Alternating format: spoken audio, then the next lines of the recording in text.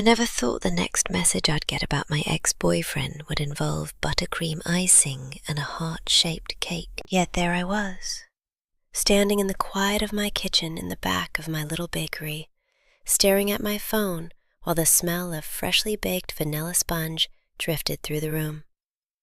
My heart felt like it had skipped a beat, maybe two, because the name on the screen wasn't his. It was hers. And the worst part, she was asking me to bake a cake for their anniversary. So I just stood there for a moment, phone in hand, wondering something that honestly felt ridiculous and painful at the same time. How was I supposed to feel about baking a cake for the man who broke my heart and the woman who replaced me? And the strangest thing was, she had no idea. At least, I didn't think she did. For context, I'm 25 and I run a small dessert business in a market town just outside London. Mostly cakes, pastries, custom orders, the occasional dessert table for weddings or christenings, things like that. It started as a side hobby when I was at uni, just baking for mates and posting photos online. Then somehow it snowballed into something real. Now I've got a steady stream of customers, a tiny commercial kitchen, a proper booking calendar, and enough orders to keep me on my feet nearly every day. It's not some massive bakery chain or anything, but it's mine, and I'm proud of it. Baking has always been the one place where my mind goes quiet. When the mixer is running and the smell of sugar and butter fills the air, everything else tends to fade away. Except, apparently, when your ex-boyfriend's new girlfriend suddenly appears in your inbox. The message itself was simple, polite, friendly even. She introduced herself and said she'd heard lovely things about my cakes. She asked if I had availability to make a custom cake for an anniversary celebration coming up. Nothing odd about that, except the name. The second I saw it, my stomach dropped, because I knew exactly who she was. Not personally, but I knew. See, my ex, let's call him Daniel, was someone I dated for almost 3 years. We met when I was 21 and he was 27. At the time, everything felt very serious and very adult. He had a stable job. He talked about savings and mortgages and where he wanted to be in 5 years. And for a long time, I thought we were building something real together. Looking back now, I think the relationship probably meant more to me than it did to him. Not that he was cruel or cold, just comfortable. Daniel was the sort of man who moved through life without much emotional mess. He didn't start rows, he didn't say dramatic things, and he hardly ever raised his voice. But sometimes that calmness felt like distance, like there was a wall I could see but never quite climb over. Still, for those 3 years, he was my person, or at least, I thought he was. The breakup itself wasn't explosive. No betrayal, no cheating, no screaming match in the rain like something out of a BBC drama. It happened on a quiet evening in his flat. I remember the blue light from the telly reflecting off the coffee table while he sat there, rubbing his hands together like he was trying to warm them. Then he said the words that changed everything. I think we want different things. At the time, those words felt vague and confusing. Different things how? Different timelines? Different futures? Different lives? I tried to ask him, but Daniel had always been someone who struggled to put emotions into words. The more I asked questions, the quieter he got. Eventually, the conversation turned into this sad, gentle conclusion that we just weren't right for each other anymore. And somehow, that hurt more than if he'd been angry, because anger gives you something to push against. But calm finality, that leaves you with nothing. After we broke up, we stayed loosely in contact for a little while.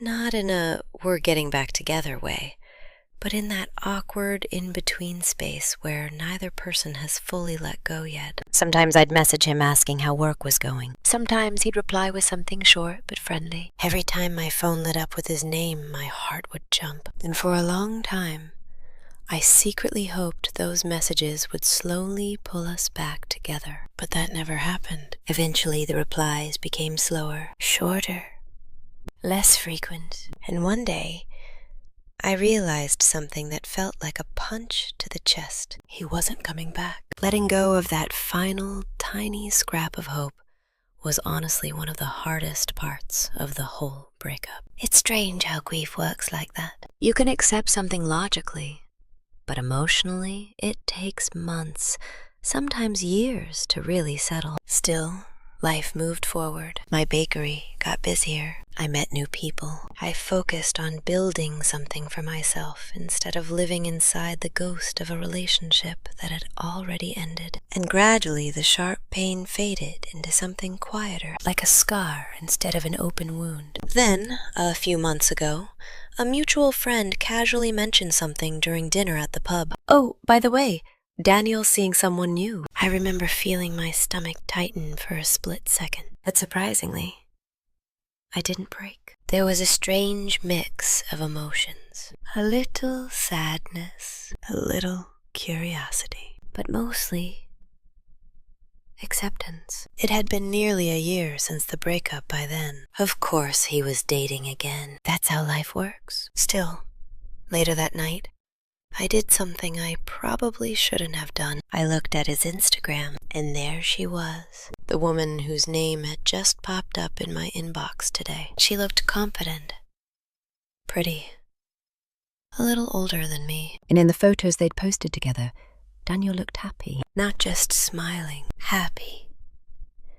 I remember staring at those pictures longer than I should have. Not because I was angry, but because seeing him move on made everything feel official, like the final chapter of that relationship had quietly closed. After that, I stopped checking. I stopped wondering. I focused on my own life, which is why getting that message today felt so surreal. I read it again, then again,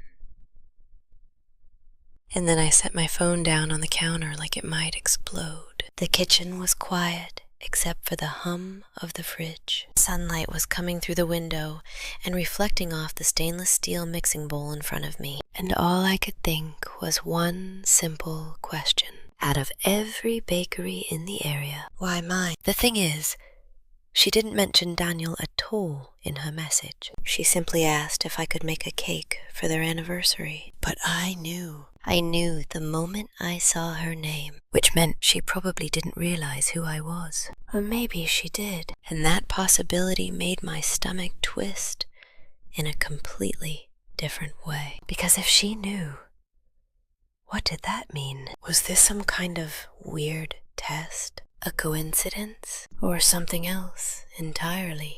I walked around my kitchen for nearly 20 minutes thinking about it. Part of me felt strangely flattered. If she'd heard about my business and wanted one of my cakes, that meant people were talking about my work. That meant the bakery was growing. But another part of me felt unsettled, because making a cake for someone's anniversary is usually a happy thing. You pipe sweet messages and icing. You decorate hearts and flowers. You help celebrate love. And this time, that love belonged to the man who once promised me the future. So now I was stuck with this strange decision sitting in front of me. Do I keep things professional and accept the order? Or do I politely decline and protect my own peace? The message was still sitting there in my inbox, unread, waiting. And honestly, I still didn't know what the right answer was. I kept staring at the message like it might magically rewrite itself if I waited long enough. It didn't. Her name was still there. The request was still there.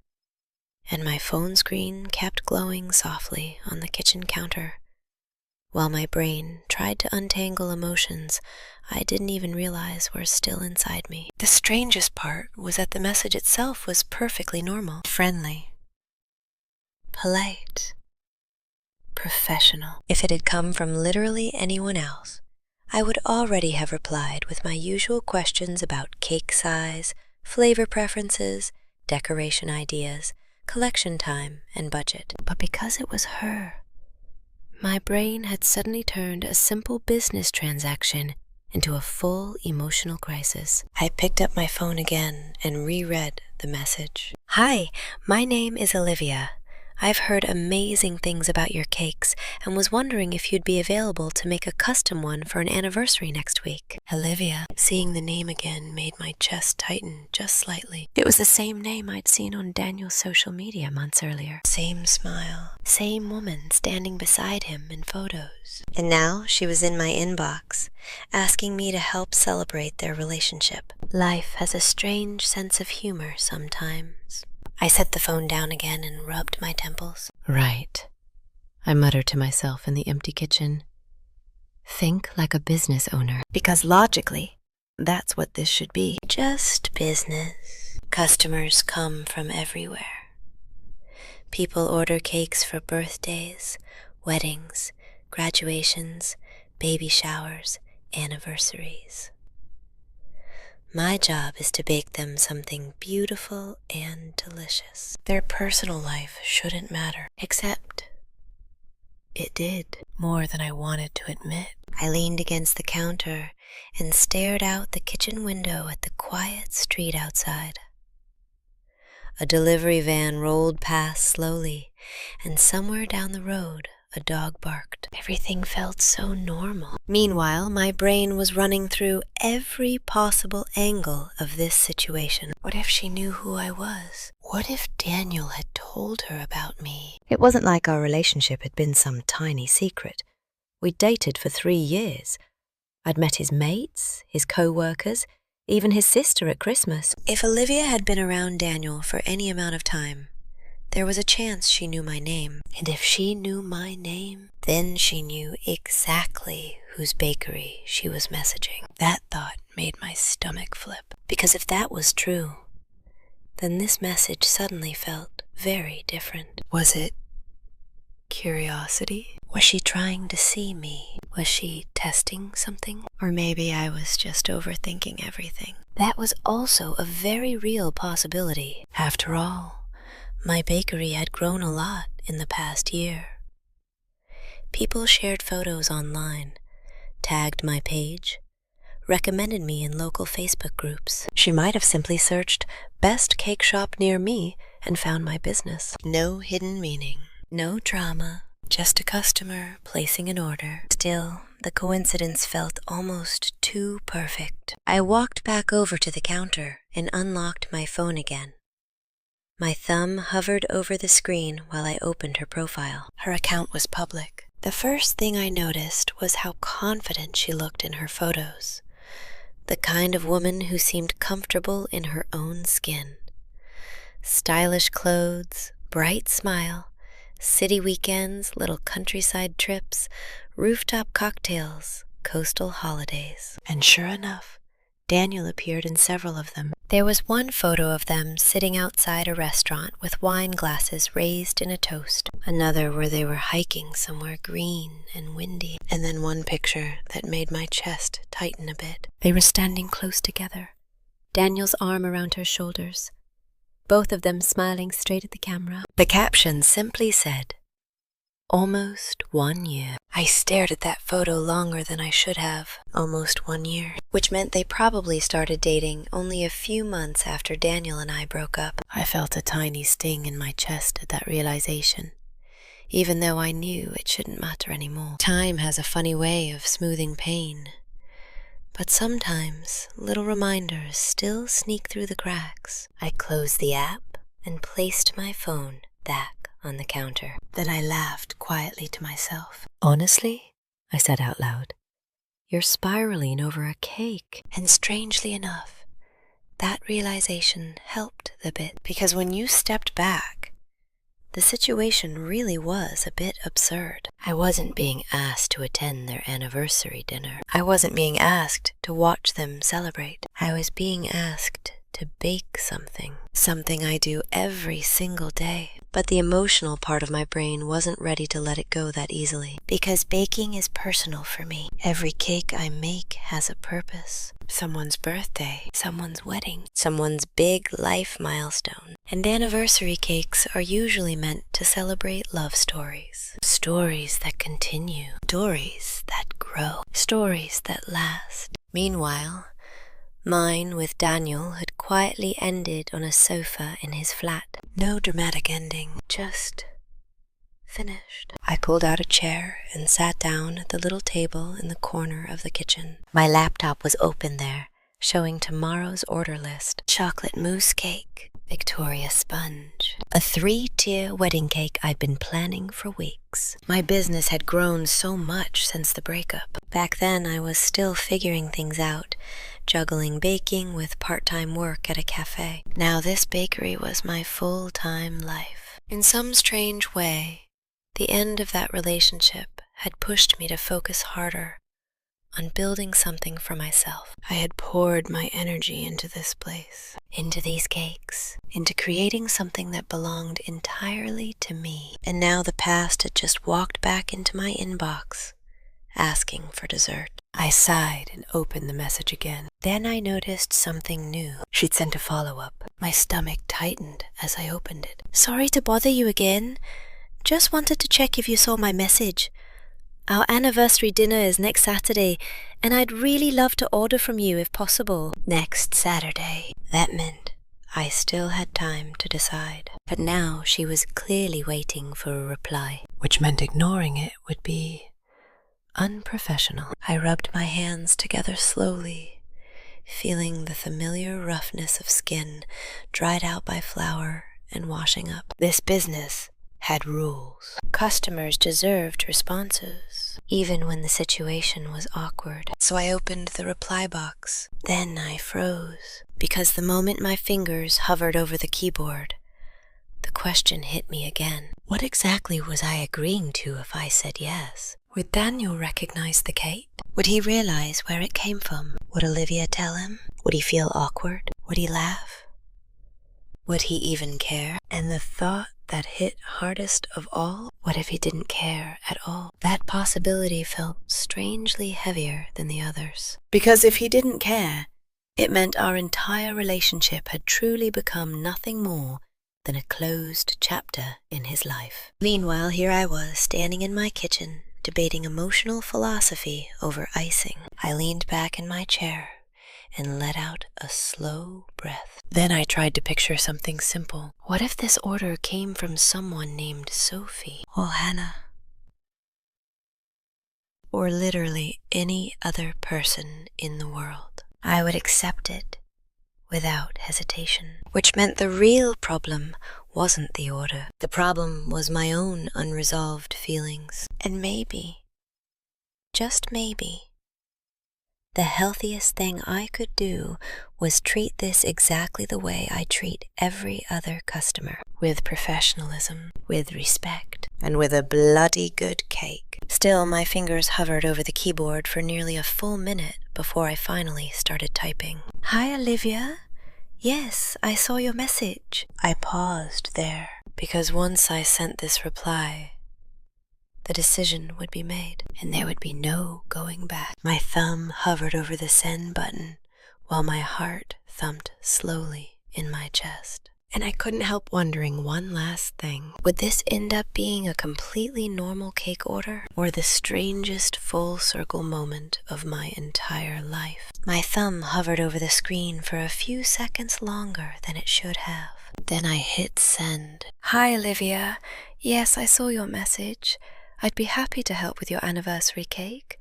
Do you have any specific flavors or designs in mind? The message whooshed away instantly, and just like that, the decision was made. For a moment I just sat there, staring at the screen, feeling this strange mix of relief and nervous energy swirling in my chest. It felt oddly similar to ripping off a plaster, painful for a second, but also weirdly freeing. Because the truth was, avoiding the situation would have meant letting the past still control how I lived my life. And I didn't want that. I had worked too hard over the past year rebuilding myself, rebuilding my confidence, and building this business. So if baking one cake was enough to shake me, then maybe I still had some growing left to do. A few minutes later, my phone buzzed. Her reply. "Thank you so much. I really appreciate it. I was thinking maybe something simple but elegant. It's for our first anniversary." First anniversary. Reading those words gave me that same tiny sting again. But it faded faster this time, because now it felt real, not hypothetical, not a social media photo, just a fact. I typed back quickly, shifting into my normal professional rhythm. "What flavors do you like?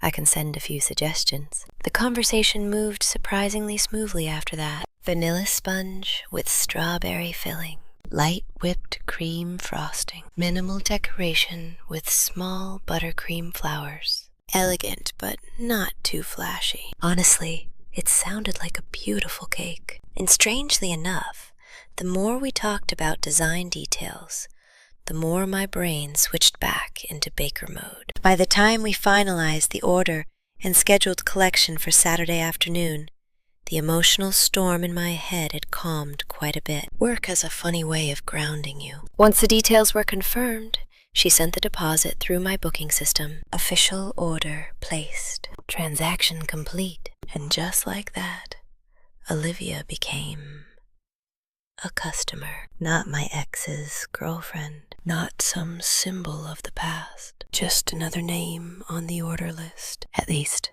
that's what I told myself. Still, the rest of the week carried this quiet tension under the surface. Every time I opened my schedule and saw the note that said, "Anniversary cake, Olivia," a little flicker of awareness passed through my mind. But it wasn't the painful feeling I'd expected. If anything, it slowly started to feel like something else. Closure. Because the more I thought about it, the more I realized something important. This cake wasn't about Daniel. It wasn't about Olivia. It was about me. About the fact that the girl who had once sat crying on the floor of her tiny rented flat after that breakup had grown into someone who could run a business, handle awkward situations, and move forward without letting the past derail her. And that realization made me strangely proud. Saturday morning arrived faster than I expected. I got up early, tied my hair into a messy bun, put the kettle on, and started the cake before the sun had fully risen. The kitchen smelled like vanilla and sugar as a sponge baked in the oven. Soft golden layers, perfectly fluffy. I let them cool while I prepared the strawberry filling. Fresh berries, a little lemon zest, just enough sweetness to balance the cream. Normally when I bake, my mind wanders to random things. But that day I was oddly focused. Every step precise. Every movement calm. Maybe because somewhere deep down I wanted this cake to be perfect. Not for Daniel, not even for Olivia, but because this was my work, my craft, my reputation. By midday, the cake was fully assembled. 3 smooth layers, evenly stacked, covered in soft whipped cream frosting. I added delicate buttercream flowers along one side. Small, elegant, pale pink and white. Simple, clean, beautiful. When I stepped back to look at it, I felt that familiar wave of satisfaction. It really was a lovely cake. I carefully placed it into the box and wrote the collection name on the label. Olivia. Collection. 4 p.m. The rest of the afternoon passed slowly. Orders came and went. Customers picked up cupcakes and scones and tray bakes. The normal rhythm of the bakery continued. But around 3:50, my stomach started doing those small nervous flips again. Because I knew she'd be arriving soon. And for the first time all week, another thought crept into my mind. What if Daniel came with her? I hadn't actually considered that until then. And suddenly my brain was running through scenarios again. What if he walked in? What if we locked eyes across the counter? What if things got awkward? Or worse, what if they didn't? The bell above the bakery door chimed. My heart jumped. But it was only a regular customer coming in for brownies. 5 minutes later, the bell chimed again. And this time, it was her. Olivia stepped inside, glancing around the shop with a warm smile. She looked exactly like her photos. Tall, confident, dark hair falling over one shoulder. She approached the counter and smiled at me. "Hi, I'm Olivia. I'm here to pick up the anniversary cake." For a split second, I wondered if she recognized me, but her expression was completely natural, friendly, relaxed. No hint of hidden tension, so I smiled back. Of course. One moment. I walked to the fridge and carefully brought the cake box to the counter. When I opened it for her to check the design, her face lit up. "Oh, wow," she said softly. "This is beautiful." That simple reaction warmed something inside my chest. "Thank you," I replied. She leaned closer, admiring the tiny buttercream flowers. "This is exactly what I imagined." Then she looked back up at me and added something that caught me off guard. "I'm really glad you accepted the order. A few people recommended your bakery, but when I saw your page, I knew this was the style I wanted. So it really had been that simple. No hidden meaning, no strange intentions. Just a customer finding a bakery online." She closed the box carefully and handed me the remaining payment. Then she smiled again. "My boyfriend is going to love this." There it was, the final confirmation. But strangely, hearing it didn't hurt. Not the way I'd once feared it would. Instead, I simply nodded. "I hope you both enjoy it." She thanked me again, lifted the box carefully, and walked towards the door. Just before leaving, she turned back briefly. "I'll definitely be ordering again." The bell chimed as the door closed behind her, and suddenly the bakery was quiet again. I stood there for a moment, staring at the empty doorway, waiting for some wave of sadness, some emotional reaction, but none came. Instead, what I felt was something much simpler, peace, because the past had just walked through my door, bought a cake, and left. And the world didn't end. My heart didn't shatter. Life simply continued, which made me realize something important. Moving on doesn't always happen in one dramatic moment. Sometimes it happens quietly, in small, unexpected situations like this. And as I wiped the counter and got ready for the next customer, I felt lighter than I had in a long time. I still think about the whole thing sometimes. So I have to ask, if you were in my shoes, would you have accepted the order? Or would you have turned it down? Let me know in the comments. And if you want to hear more stories from my life and the strange situations it sometimes throws at me, make sure you subscribe.